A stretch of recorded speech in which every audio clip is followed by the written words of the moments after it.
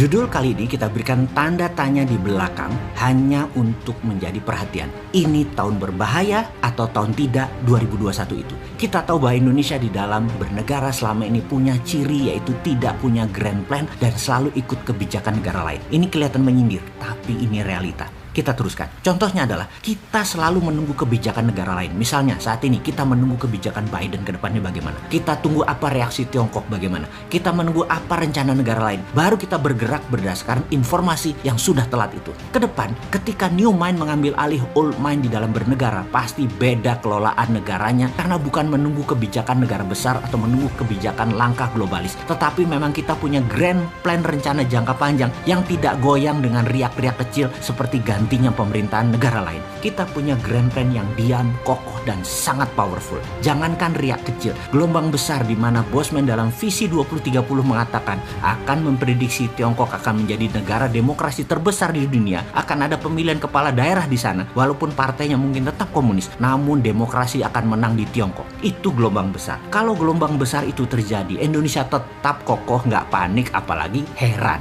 Bahkan ketika di tahun 2030 nanti dikatakan Amerika itu compang-camping bernegaranya, kita tetap kokoh dan menjadi negara pemenang. Indonesia tetap menang dengan kekuatan spice-nya dan mineralnya, ditambah kemampuan abdi negaranya yang mumpuni dengan new mind. New mind ini harus memiliki kekuatan membaca tentang masa depan, tentang tren, tentang market, tentang bergesernya hegemoni kepentingan, tentang alkemi baru dan bagaimana mengantisipasi plus menciptakan counter alkeminya. Apa pemikiran new mind di tahun 2021 ini? Kita review sebentar apa yang terjadi, melanjutkan peristiwa di tahun 2020 yaitu kondisi ekonomi yang 2 kuartal minus dan masih akan berlanjut minusnya karena imbas COVID. Masalah kesehatan dan politik luar negeri global akan sedang tidak begitu bersahabat. Plus gerakan ketidakstabilan juga ada seperti gerakan Tiongkok versus Partai Amerika pasca Trump di mana zaman Biden merupakan mendung yang terus menggayuti dunia. Efek BUMN-isasi di Indonesia mengubah peta arus uang di masyarakat dan akan mengalami puncak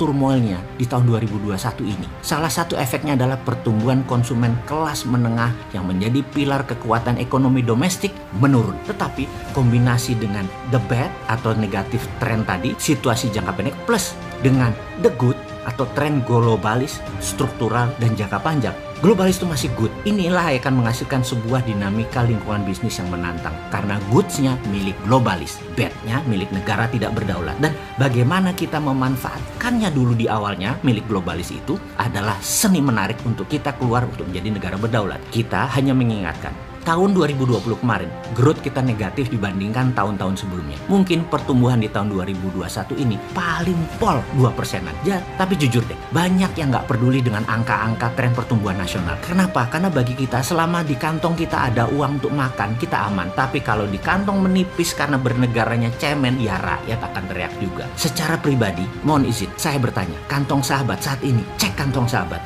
Jujur ya, menebal atau menipis? Kalau menipis, apa yang harus dilakukan? Kalau menebal, bagaimana menambah tebal lagi? Sebelum mengurai mikro, kita balik melihat dunia sebentar. Pemerintah Amerika di zaman Biden bukan lagi negara bisnis swasta, tetapi negara berbisnis. Model VOC, swastanya di backup militer. Amerika di zaman Demokrat, swastanya agresif keluar negara Amerika dan tentaranya adalah kekuatan negara menekan negara lain. Kalau New Mind tidak akan tinggal diam menunggu mereka bereaksi begitu. Lebih baik agresif melakukan hal yang sama. Swasta nasional di backup oleh negara. Sama seperti Tiongkok lakukan saat ini. Negara penekan, BUMN Tiongkok memanen. Sekali lagi, negara menekan, BUMN Tiongkok memanen. Tiongkok yang masuk duluan negaranya ke pit stop di masa COVID akan menjadi negara terdepan keluar dari pit stop di tahun 2022 dengan engine nyala penuh. Dan apa yang akan Tiongkok lakukan dalam waktu 1-2 tahun ini? Kita lihat sebuah fakta. Tiongkok adalah negara dengan debt hutang terbesar. Ghost town,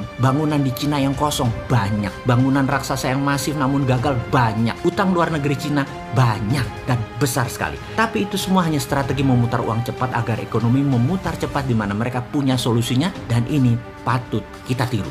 Dengan strategi obor, Tiongkok ekspansi. Obor memberikan hutangan kepada negara yang dalam tanda petik haus namun pendek akal. Proyek cepat kaya padahal ini adalah jebakan obor. Pinjaman uang Cina tadi dijaminkan proyeknya. Kalau perlu Tiongkok minta jaminan pemerintah atau sovereign garanti sebuah negara. Dalam pembukuan di negara Cina yang namanya debt swap, hutang Tiongkok yang besar tadi asetnya ditukar dengan utang dari negara pengambil uang obor. Catatan, Cina ekspansinya pakai BUMN. Di Cina dicatat dalam pembukuannya bisa disuap ke APBN Cina setelah aset negara lain plus jaminan negara setempat melengkapi kekuatan Tiongkok. Tiongkok beri bunga tentunya kepada negara peminjam, katakanlah 8-9%. Padahal Tiongkok dapat bunganya hanya 3-5%.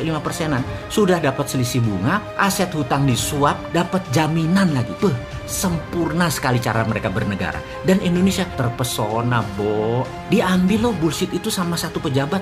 Kita kena bunga tinggi, kena trap jebakan aset yang nanggung rakyat semesta hingga anak cucu. Dan pastinya 2022-2033 akan kerasa banget karena cash flow kita menipis. Indonesia di masa ekonomi bust karena kebijakan tidak pro pengusaha sekarang menghadapi risiko besar di tahun 2021 ini. Kebijakan peningkatan pajak dan pemangkasan anggaran belanja Indonesia secara otomatis akan menimbulkan jurang fiskal atau fiscal cliff. Risiko besar dari kebijakan memangkas secara tajam defisit anggaran ini adalah akan terjadi kelangkaan peredaran uang di sepanjang tahun 2021.